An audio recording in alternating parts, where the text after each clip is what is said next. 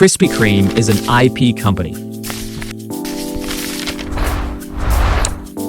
For many people, the Great Depression marked the end of their business ventures. But in 1933, Vernon Rudolph, it started one of the largest donut franchises in history with over 12,000 locations worldwide. The demand for Krispy Kreme grew, and Rudolph saw franchising as a way to meet that need.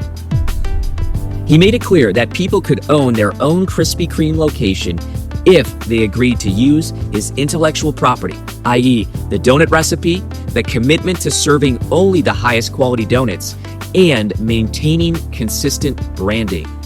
Krispy Kreme organized its IP and then enforced its IP.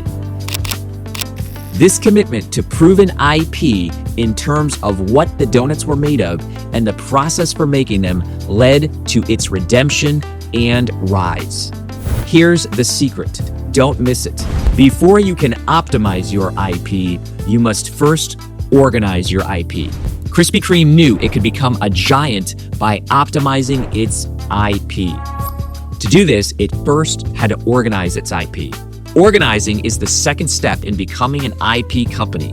When you organize your IP, a whole new world of influence, impact, and income opens up.